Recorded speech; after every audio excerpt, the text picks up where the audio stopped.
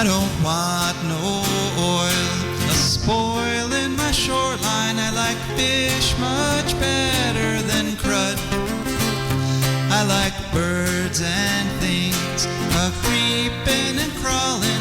Won't trade no more oil for blood. The sun done give us all we need to make this country run. But that black demon oil's got us fussing and fighting, and I do believe it's time we was done.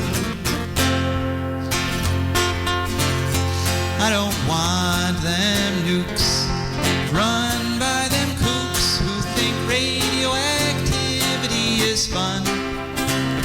No more three-headed frogs or kids with leukemia. Nuclear power ain't fit for a dog. The sun done give us all we need to make this country run. But that nuclear power's got us fussing and fighting, and I do believe it's time we was done. No nukes!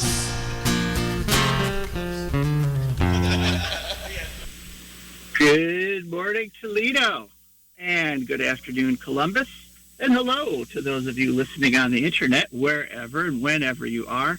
My name is Joe DeMare, and I am here stuck on I-75 North, just south of the downtown exit in my Wondervan, bringing you For a Green Future. For a Green Future is a show where we talk about ecology and the environment, and we talk about them in the ways that they affect you, your wealth, your health, your happiness. And like I say, I'm stuck in a situation here where this is definitely affecting my happiness. There's a tractor trailer across the highway just south of the downtown of the Collingwood exit, and I'd left it plenty of time to make it to the studio, but we're basically stuck here, and we've been here for about 40 minutes.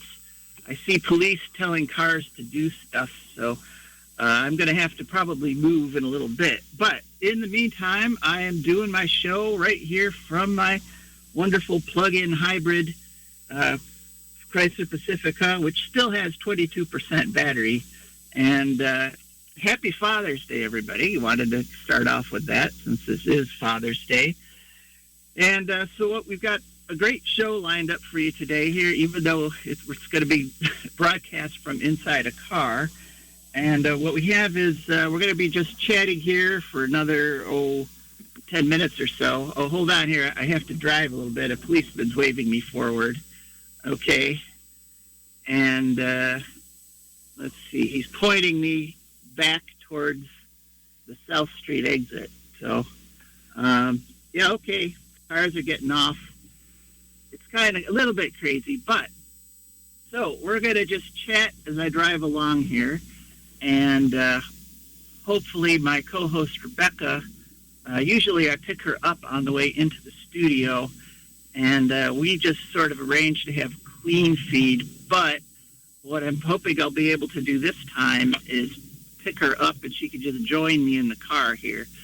And so, like I say, we're going to be chatting for the next 15 minutes or so, and then we have a guest calling in, believe it or not, a fellow by the name of David Sligh, who is with a group called Wild Virginia, and he's going to be talking about an absolutely vital court case that they're involved in, fighting the federal government, fighting the White House Council on Environmental Quality, of all things. And then, after we hear from David, we'll have our advertisers and patrons. And then Rebecca has got a nice little thing prepared all about giraffes. Hold on here. I'm going down a side street, and I got people in yellow vests pointing me directions. And, whenever I'm stuck in situations like this, one phrase comes to mind for me, and that's public transportation. I mean, I love my Wondervan, but had I been able to take a commuter train from BG to Toledo, I'd already be sitting in the studio with Rebecca with headphones on and doing this show in a very comfortable manner. Plus, I wouldn't have to deal with these really terrible side streets down here in Toledo. And I'm just at the corner of, let's see, where is this? Bloomfield and Jervis. So anybody who's listening from that point of view, I just drove past your house. So anyway, lots to talk about. And like I say, after Rebecca's done with her little thing on giraffes, then we've got some really big ecological news to talk about. And that'll be it. That'll be our show, assuming I can manage to get through the whole hour driving along here without any problems. Normally, you could call in at 877-909-1007, but unfortunately, in this situation, we've got to use the call-in line for the guest and for Rebecca. So I don't think you're going to be able to call in this week. But you can still text us at 419-973-5841, and we'll do our best to get your text on the air, although I'm making no promises. So anyway, a couple things I wanted to rant about this week before our guest calls in. One is yesterday on the Defy network, which is one of these networks that broadcasts on the digital signal of one of the local stations. So I was watching it yesterday, and they had a whole day dedicated to the show Axmen, which is this terrible show that basically romanticizes loggers. And it was really depressing to watch because during this one part of the show, they had hold on just a moment. We have, let's see. All right. There we go. Hey, everybody, we should all be on the air. David, the situation is that I got stuck on a traffic jam on the way into the studio. Right. And so now I'm doing the show from my car, and we should both be on the air right now. Okay. Yeah. Well, great. I had to use the call-in line to call in, and then now I've merged our calls. So okay. We're going to get to you in just a minute. I just have a few more things to talk about in my little intro section, and then we'll get to our interview. Great. Okay, so, all right. So anyway, this show, X-Men, really just romanticizes these people that are just literally wiping out the environment. And there was one particular episode that caught my attention, and that was these two groups of X-Men were having this competition to see who could kill the most trees the fastest.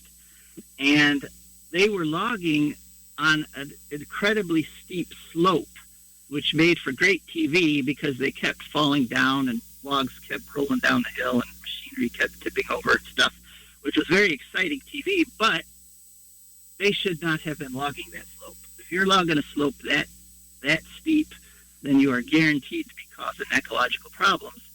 Probably in about 2 years, downslope from this clear cutting, because it's all clear cutting. They don't selectively thin or anything like that on X-Men. No, that's for wimpy loggers. So on X-Men, in 2 years, that slope that they logged for this TV show is going to have a huge landslide, especially if they get a torrential downpour like the one they just had out in Yellowstone that caused so much damage. So, this romanticizing of environmental destruction, I think is very deliberate because, the real heroes in this situation are the people that are trying to prevent this kind of logging of old growth and pristine forest. Because, one of the things the loggers were bragging about was how big and how old these trees are that they're cutting down. And they're cutting down, 400, 500, 600-year-old trees, and which should be, as we know, left standing if we want to have any hope of protecting the Earth from global warming, because the old trees, the old growth, are the best at sequestering carbon. Because as we've talked about before, if you cut down one of those old growth forests, for about 20 years, that forest turns from a carbon sink into a carbon source until the canopy can recover and start absorbing carbon net again.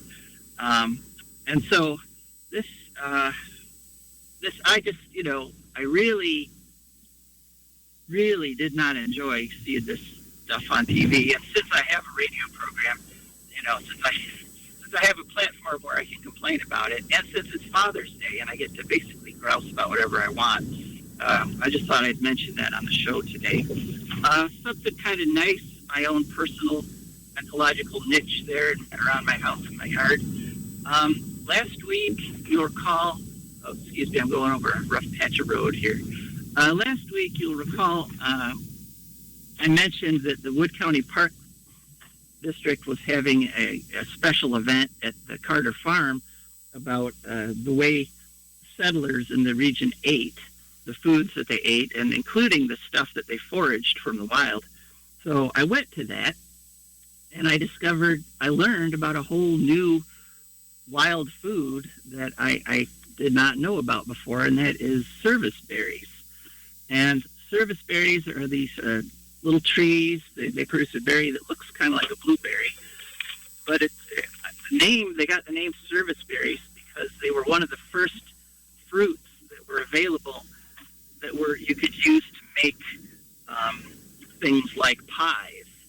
And so people would actually, if someone died in the winter or early spring, they would actually delay the funeral until the service berries were ripe, because you wouldn't want to have the service until you could have pies after the service. So that's the story of how service berries got their name. And so no sooner did I learn about their existence than I went home and realized I had 2 big service berry trees on my lot. And I've been eating them all week. They're delicious. And I also, some of my yard I let grow a little bit, gets a little bit shaggy.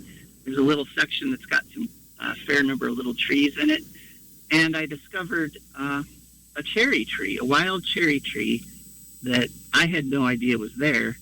And I was trimming the foliage there the other day, and boom, I discovered a whole bunch of cherries, and they're delicious. So now I have 3 big wild fruit trees in my yard, mulberries, cherries, and service berries. So I was very happy about that this week.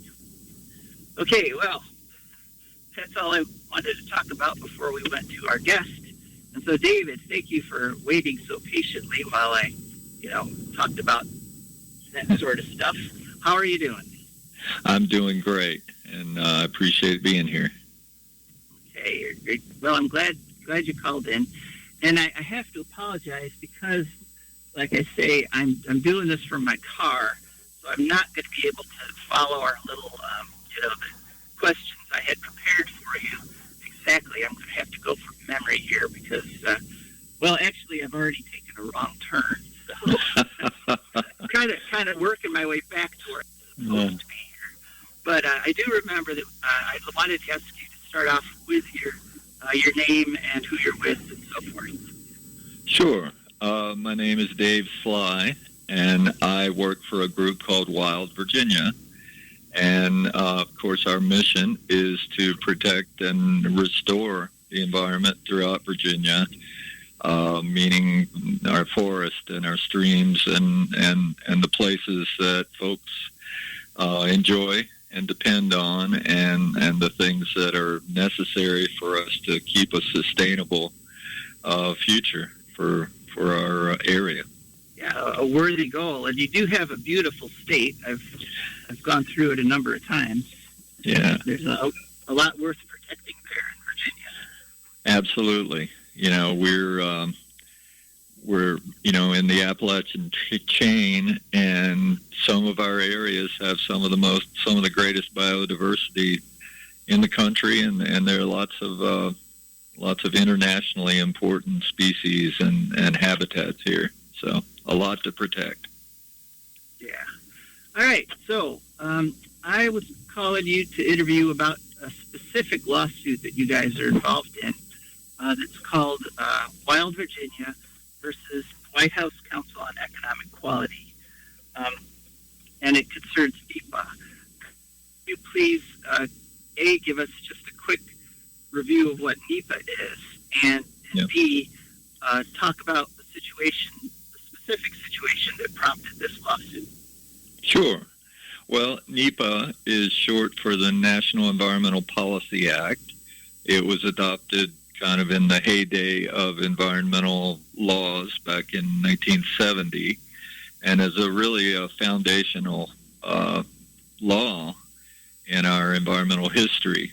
What it requires, people are usually familiar with the term environmental impact statement, and that's one part of NEPA that in some cases federal agencies are required to do an environmental impact statement. There are other parts of the law, but essentially what it does is it says that when the federal government is going to make decisions about our environment and our health, that it has to do a thorough analysis, and it has to explain its reasoning as to why, what will happen predictably if they do this action. And especially important, it lets the public be part of the process. Well, not only lets it, but requires that the public be part of the process so that we get all that information and we can weigh in on these decisions. A really important part of it is that folks in their own areas know the situation there. They know about their own streams and forests and things. And so not only their opinions about what's the best thing to do to manage these areas, but their knowledge about what exists there and what's important and how to protect it is a big part of it. So in hundreds and hundreds of circumstances, NEPA plays a role. It makes sure that agencies' decisions are looked at in an environmental context, and that supposedly all the right factors are considered. And it's been incredibly important for citizens who want to stop bad projects, who want to, improve plans that have been laid out there. And we, Wild Virginia, and lots of other groups use it on pretty much a daily basis to have an impact on how our environment is treated. Right. So the Trump administration in the last few months, weakened NEPA. I mean, he really just sort of took an axe to parts of it. In what ways did he weaken it? How serious an attack on NEPA was what the Trumps did? Yeah, well, again, this is a long story. It started way back in mid-2018 when they first said, we're going to make some changes here, or we plan to. And it's been kind of working its way through the regulatory and legal system since then. Some of the really important parts that they, were wanting to do away with. First of all, there are lots of projects that they wanted to put in a category where they didn't have to go through that kind of process of analysis and public input. There's something they call categorical exclusions, and as that implies, if a project fell within a certain category, we don't necessarily get any notice that it's going on. We don't get a full appraisal of the environmental cost, and we don't get to weigh in. And that, there may be small, isolated circumstances where that kind of thing is okay, but they wanted to do it, and the final rule that they adopted allows it in many thousands of cases that could do great damage. They also, under the new rule, which was adopted, by the way, in 2020, they also did things like say you don't have to look at the cumulative impacts of this project that you're proposing in the context of whatever else is happening in that environment. And obviously that's crucial. You can't look at one little piece of an environment and what you're doing with it, and ignore all of the other parts of that. So those are just a couple of pieces. I think we laid out originally something like 10 or 12 significant problems with that proposed rule, and again, it became final in 2020 under the Trump administration. Man, so really serious degradations to the environment are possible under this rule change. Now, you guys appealed that, and the federal judge dismissed your appeal, claiming that you don't have standing, which I guess he thought you guys didn't breathe air or drink water or something like that. Are you? So now you're appealing the dismissal. So how's that going? How's the appeal coming along? And B, are you disappointed that the Biden administration has essentially picked up where the Trump administration left off and is defending the dismissal? Yeah. Well, first of all, his ruling that we didn't have standing really hinged more on the idea that we haven't suffered damage yet. the kind of concerns, the kind of damage that could be done wasn't imminent or wasn't being done already in his judgment, in his ruling. And so that was the basis. There was really no argument as to whether we as citizens, as the public, had real concerns. It was just that it wasn't as urgent as he thought it needed to be to give us legal standing. Now, part of our argument against that is that we won't even sometimes know when specific cases come up, as I described. So we had to look ahead and try to head off those possible deficiencies instead of waiting for bad problems to pop up. So that ruling, his ruling, came out last summer, and we soon after that appealed his ruling to the Court of Appeals, and I think we now have finished the briefing of that case. So both sides have made their arguments in writing, and we anticipate a court hearing sometime this fall. So obviously these things take a while to work through the process.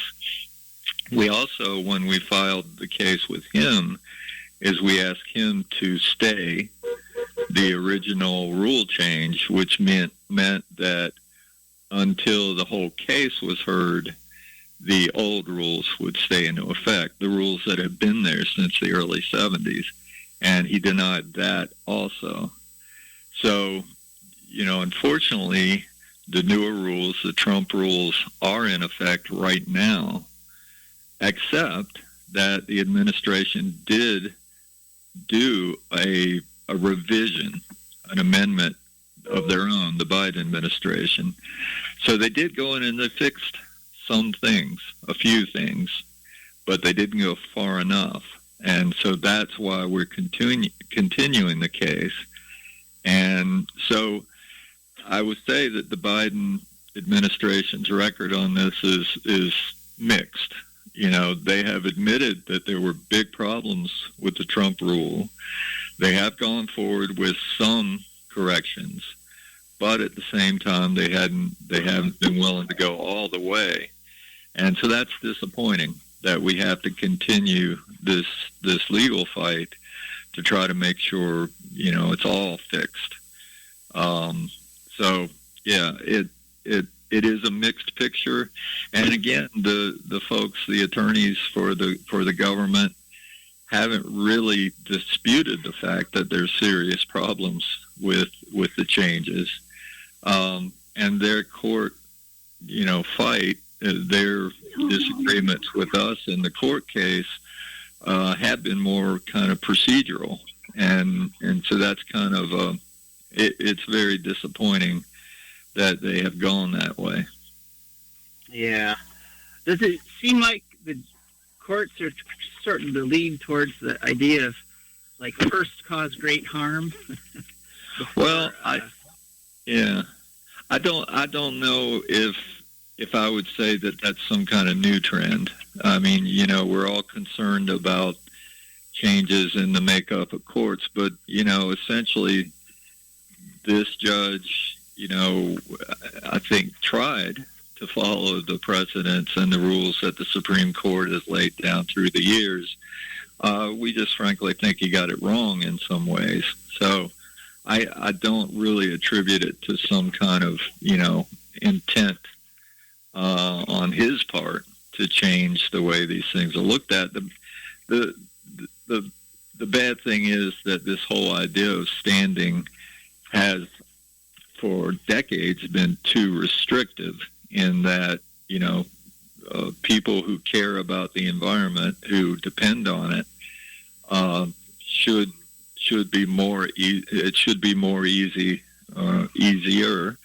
for them to defend it in court, and so that's a shame. I mean, the Supreme Court through the years has made it harder for citizens to jump in, and of course we're concerned that could continue. Yeah. All right. Well, I certainly wish you luck on this important case that, I think a lot of people don't even know what's going on, but it's got huge repercussions. It does. And, I think our fight on this, and again, we're allied with something like 16 other groups throughout the Southeast. And we're represented, I want to say, by a nonprofit law firm named the Southern Environmental Law Center. And I have to give them a lot of credit for the work that they've done. But, it's important that citizens have a voice and that they use it. And this is one example of where we're trying to do that. But in any of these decisions that happen in your community, in your state, in an area that you care about, it's important to look for the groups like ours and others who are paying attention and who can, work with you and represent you to try to make sure the right things happen and the right process is followed. All right. Well, thanks so much for catching us up on this, David. And, sure. We'll keep watching it as it progresses. Okay. If people want to learn more about your organization specifically, how would they do that? It's easy. Go to our website at wildvirginia.org, and you can find out all about our projects and even join us so that we can keep doing the work that we do. Thanks so much, and thank you. Keep up that good work. We're rooting for you. All right. Thank you very much. Thanks. Bye. All Bye. right. That was David Sligh with Wild Virginia, who are taking on the federal government at the Court of Appeals level to try to essentially save NEPA, because if the federal government is allowed to just go ahead with all these projects without any kind of environmental review, they're going to just run roughshod over a lot of people, and they're going to destroy a lot of the country, literally, physically destroy a lot of the country. All right, well, I am now joined in the Wondervan by my co-host, Rebecca Wood. Yay! So we're driving along here. We're driving back towards the studio, but I'm not sure why. Yeah, I'm not sure. It's a place. If we should even, go that route here, because the show's... We have an errand on the south side, like, close to that anyway. So. Okay, all right. So anyway, now it's time to hear from our sponsors and patrons. 4V Future is brought to you by the Wood County Park District. The Wood County Park District is a natural resources conservation agency. They protect natural spaces, maintain quality green spaces, provide engaging programming, and they teach people to love and respect nature. They restore wildlife habitats, and they lead people on outdoor adventures. Wood County Parks protects natural spaces in Wood County for all to enjoy. from 8 a.m. to 30 minutes past sunset every single day of the year. And there's several ways to get a hold of them, find out what's going on. One is to call them at 419-353-1897. That's 419-353-1897. Another is to go to their website, wcparks.org. And you can also download their Nifty app from the Nifty app stores at WC Parks. Just go to any app store, search for WC Parks. And, of course, they're on all the social media, Facebook, Instagram, et cetera. Although, I'm not sure if they're on TikTok. I need to find out if they're on TikTok. Okay, that's the Wood County Park District. For a Green Future is also brought to you by clotheslines. Yes, clotheslines. Using a sophisticated combination of wind and solar power, clotheslines are able to dry your clothes and give them that fresh outdoor smell without any kind of artificial additives. Clotheslines have been in use for thousands of years, and, it's much more pleasant to be outside and folding your clothes out in the outdoors than it is to be doing it in some cramped little laundromat or little laundry room or something. Plus, if you don't really feel like doing laundry and it's like a rainy day, using clotheslines gives you the perfect reason for putting it off. So you can do other things, like watch a movie or something. Wow, that's high-level procrastination. Yes, it's procrastination with sort of a divine blessing. Yeah. So I think we have to be kind of almost shouting today, Rebecca, because we're using the car mic and not the wonderful, sophisticated mics we have in the studio. But I also want to say that For a Green Future is brought to you by our patrons. And patrons are wonderful, fantastic people who do what's necessary to keep the green future a possibility by making a monthly donation. They went to patreon.com, Patreon, and they just searched for a Green Future. Our Patreon page popped up, and they were able to pick a monthly donation level that matched their budget, so they didn't have to suffer, and they caused us great joy, did they not, Rebecca? They did. Yes. And so every month a little bit comes out of their account, comes over to us, and that's how we can afford to keep this show on the air. So thank you so much to all our patrons. Okay, Rebecca, now it's time for your segment of the show, which I'm really appreciative of this week, because now I get to talk driving. Yeah, that's fun. Yeah. All righty. Well, I said giraffes this week. I'll tell you why at the end. Giraffes are warm-blooded ungulates from the genus Giraffa. Originally, like a lot of things, they've gotten reclassified with now that genetic testing is better. I originally thought they were one species with 9 subspecies, but they looked at the morphological stuff and the mitochondrial and nuclear DNA, and they're actually 8 species in one genus. 8 separate species. Wow. Yep. Yeah, they're the tallest living terrestrial animal and the largest ruminant. And those little sort of weird antennae that they have on the top of the head, like they were Martians or something, actually are ossicones. That's what they are. I don't know why they have them. That would be interesting to look into, actually. I probably should have done that. But, yeah, are they vestigial horns? What is the deal? I don't think they use them for anything, per se. Maybe the female giraffes just find them attractive. Yeah.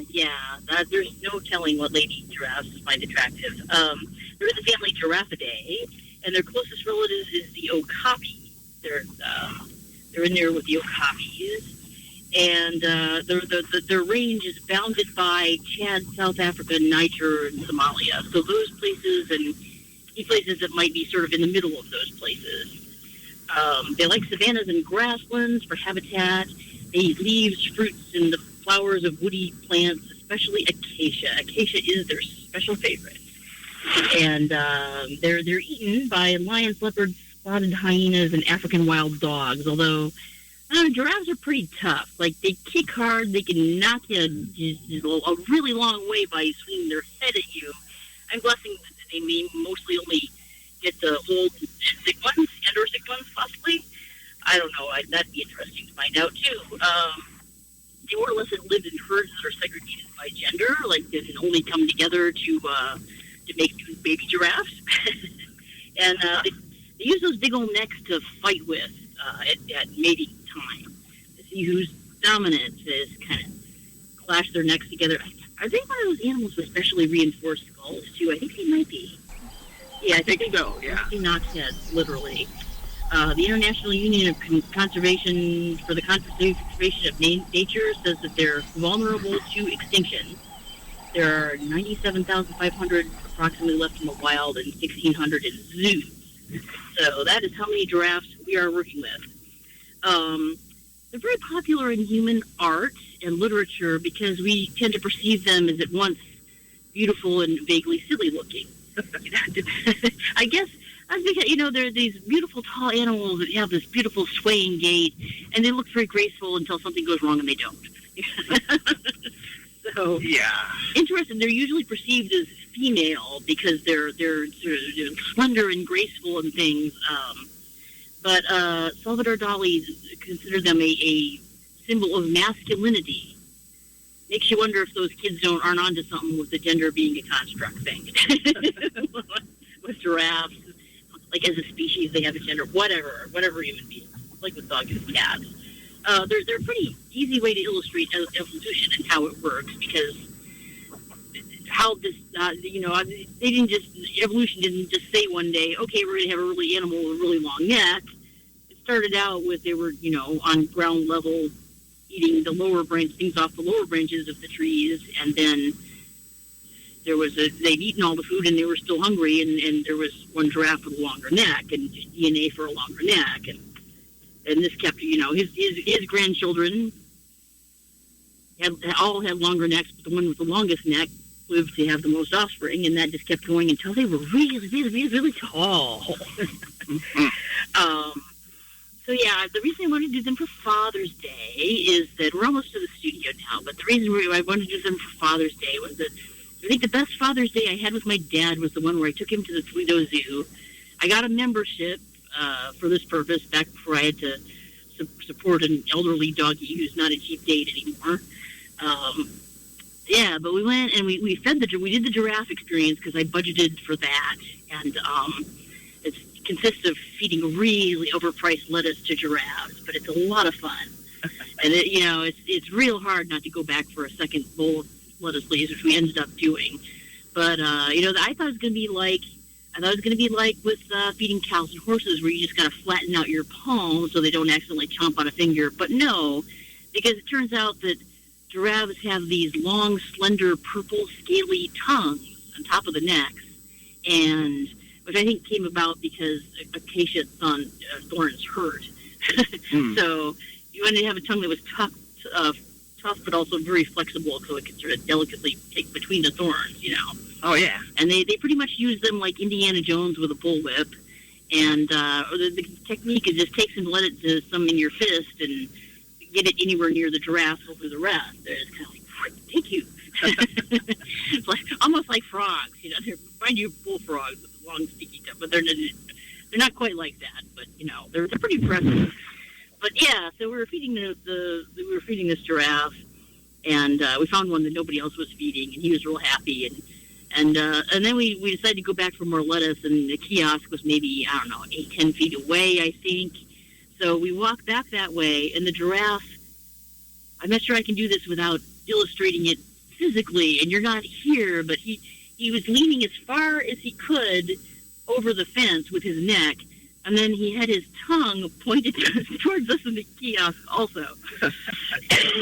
Sorry, which gave him another, 3-4 inches. So he was like, it wasn't going to work. It was clearly not going to work, but he just felt like, sheer determination can get me there. I'm just going to try a little harder. It was great. And he licked my dad. That was fun. That's all right. Sorry, there's nothing I can do about the coughing here. I can't run outside the room or hit the cough button. Yeah, well, I can hang my head out the window, but that is a lot of problems associated with it.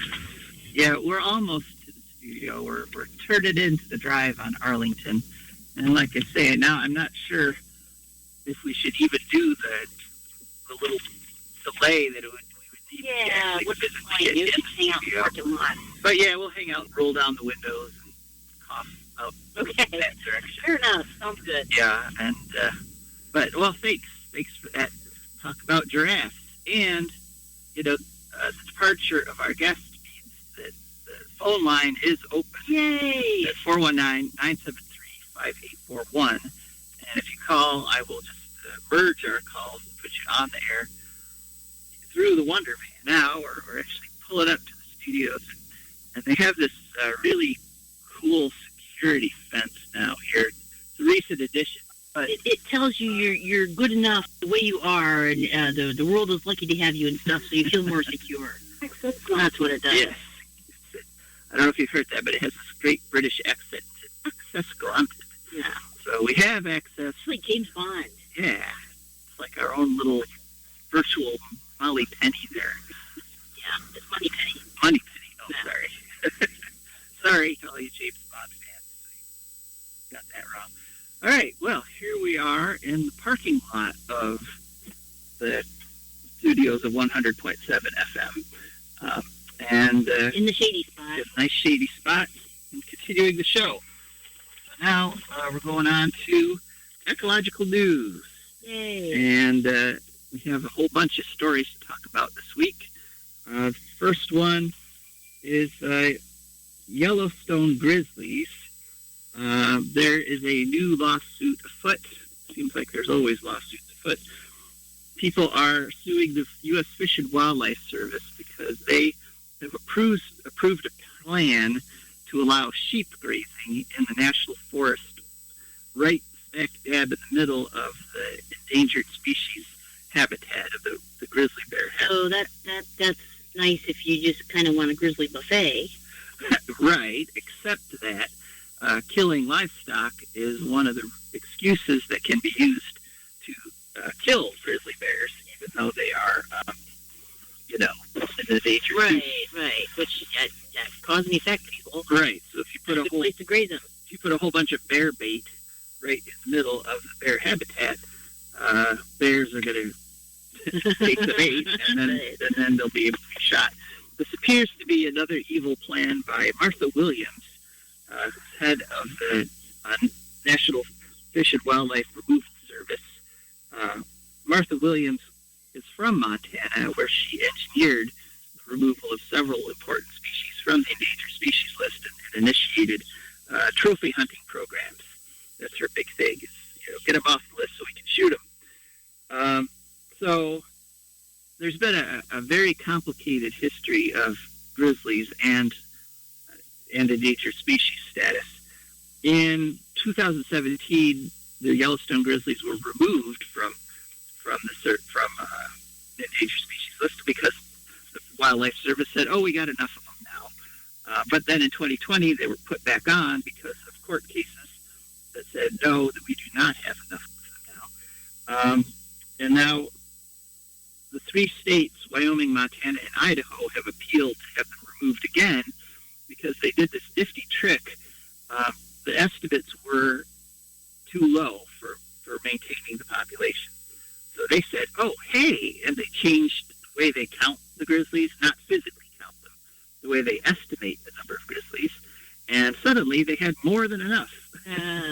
Funny coincidence. Yes, and so there we go. So that's a court case that's currently going in, but it looks so where they want to put these bears is in some place called the Absaroka Beartooth Mountain Range, and the environmentalists are saying that there's a whole bunch of challenges right there already because of climate change. They're losing cutthroat trout, they're losing white-bark pine, which are two very important parts of the grizzly bear diet.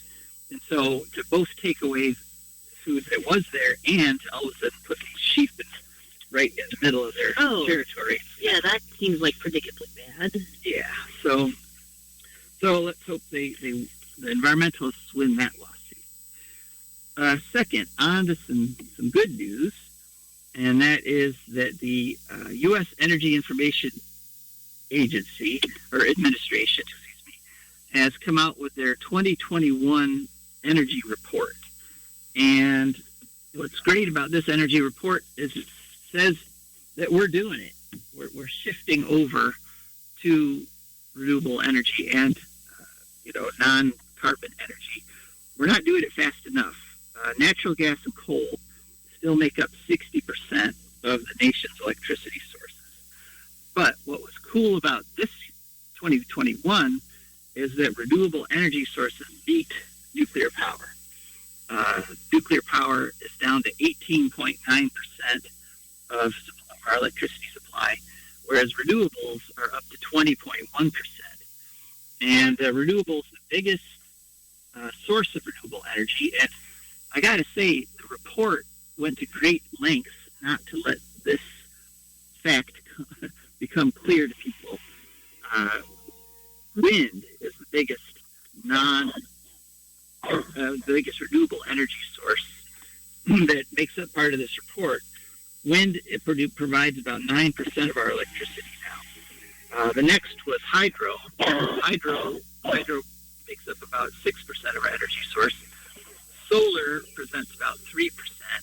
And then the remaining little bit of the 20.1% is a mix of all kinds of bio, geothermal, sources like that don't do a whole bunch. One interesting fact that I didn't know reading this report is that residential users are actually the largest percentage of our electricity. I always thought it was like the big factories and stuff, but no. Residents make up 39% of the electricity that's sold. Commercial, like strip malls and things like that, make up 35%. And industrial is only 26%. Absaroka means, from the Crow word meaning children of the large-beaked bird. It was a proposed area in the United States, which would have been made out of Montana, South Dakota, and Wyoming. What do they mean by that, a state? I think maybe it was thought of it could have been a state. Yeah. Okay. Absaroka, Beartooth Mountains. Yeah. So, that's where the grizzlies are. Yeah, it's a mountain range, too. Yeah. All right. Well, cool. So, anyway, good news from the U.S. Energy Information Agency. And the way I found out about this was interesting because the U.S. Nuclear Energy Office put out a tweet saying, oh, look, nukes and wind made up over 40% of the electricity supply in 2021. And, of course, I had to respond, nice way to spin the fact that wind and solar actually outperformed. So that's some good news. Some bad news that happened this past week for people in the Columbus area. Columbus had rolling blackouts this past week. And 250,000 people were affected by these blackouts. And some of them were affected by up to 4 days. The power went out on Wednesday, and they didn't even get their power back by Saturday. So what the company blamed us on were the huge storms that we had on Monday. And I know that was all the way back on Monday. It's hard to remember. We get so much bizarre weather and so many of these terrible storms that you think something that happened as far back ago as Monday, you're already going to forget. The other one was so crazy, like I had to put my head down at the foot of my bed so it wouldn't be directly near the windows, which were rattling so hard I thought they were going to break. Yes. That annoyed the dog because he sleeps down at the foot of my bed. I was infringing on his space. Oh, yeah, well, tell him, tell Koga it's climate change. Right. Blame it on climate change. I tried. So it was bad up here, but it was worse down in Columbus. They had a whole bunch of trees go down and take out power lines. And so what was happening is once you take out chunks of the grid, the remaining parts of the grid have to work harder to keep the electricity flowing. And in fact, a whole bunch of old wires and transformers and things were on the verge of exploding, catching fire and so forth. So PJM, the organization that runs the nationwide grid, told American Electric Power they had to cut power to all these houses. And so it was a terrible situation. A lot of people, the power was off for so long that their food they had in their fridge went bad. There were no traffic lights and no street lights, which is actually kind of nice because then you get to see the stars and things. But it's a very dangerous situation. And it just drives home the idea that in this time of global warming, we cannot afford to have the kind of centralized power generation that we do. We can't afford to just be living off of a few big power plants like nuclear plants or whatever, hundreds of miles away. If we had a distributed grid, in other words, if every house had solar panels, the grid would not have been over taxed by this accident. If all the houses in those affected areas had their own solar panels, they would have kept their power on for the whole time. Coming along like usual, yeah. Right. But it also drives home the idea that while we're still in this unsustainable situation, it is important to have some backup power. Even an inverter with your car battery. If you size it right, you could maybe turn your fridge on every turn it on once a day for a couple hours, and you'll be able to keep all your food. Also a reminder that if the power goes out, you could use your refrigerator like an ice box. So if you can get to a store that does have ice, you can, keep your food good for a little longer. But our sympathies out to the people in Columbus. But this is what we environmentalists have been warning about. This is what's happening. It sometimes it sucks to be right. We're sitting right now still in the parking lot of the station in my Wondervan, my plug-in hybrid, which I have not had to put any gas in this hybrid for 3 weeks because I've been using chargers like crazy.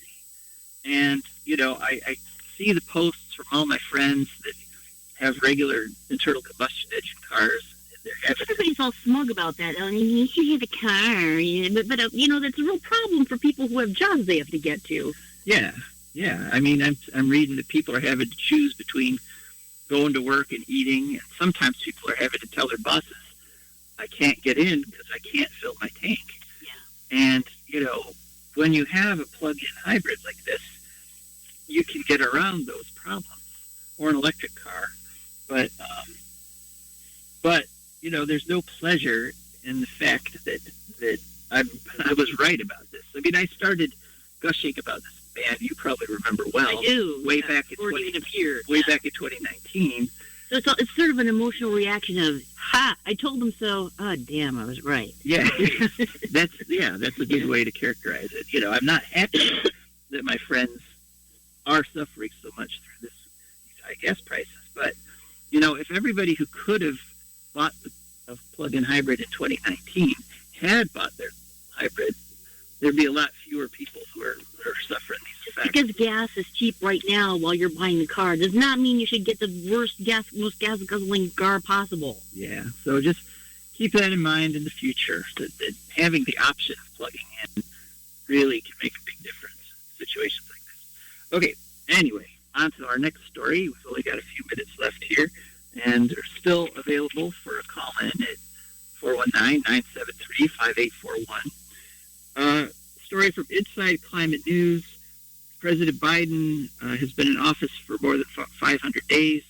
Story from June 15th. But he still hasn't approved an official to oversee the Office of Surface Mining Reclamation and Enforcement, which is kind of sort of an obscure part of the federal government, but it does an incredibly important thing, and that is it makes mining companies that destroy huge swaths of the country when they do coal mining, like they strip mine or they do mountaintop removal, and they literally just destroy hundreds of thousands of acres.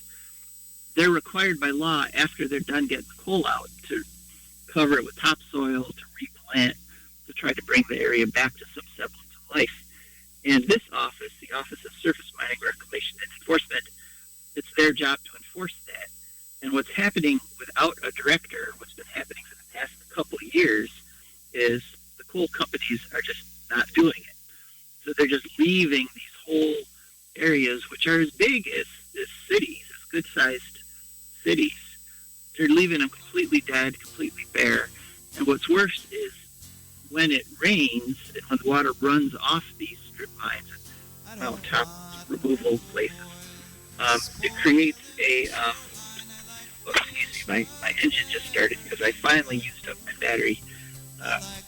But it creates this acidic runoff, which is bright orange. It looks like a traffic cone, and it's deadly. Whatever stream or lake or pond it flows into dies because nothing can handle that kind of acidity. Plus all the heavy metals and all other kinds of nasty stuff that's in there. And one big problem is zombie mines. That is, right now it's not economical to mine coal in a lot of places. And so what's happening is they're doing these zombie mines, which is just literally they're just leaving them bare, not mining them, not closing them. And it's a huge problem, and Biden needs to get off his duff and nominate someone to run this situation. All right, I'm starting to hear the background noises. We did it, Rebecca. We made it through the show. I know, incredible. You're good thinking on your feet, by the way. Oh, why, thank you. Yeah, it's did not expect to be doing the show from the Wondervan today, but I'm glad I was able to. And thank you all so much for listening. This is Joe DeMare and Rebecca Wood. We are signing off. And I do believe it's time.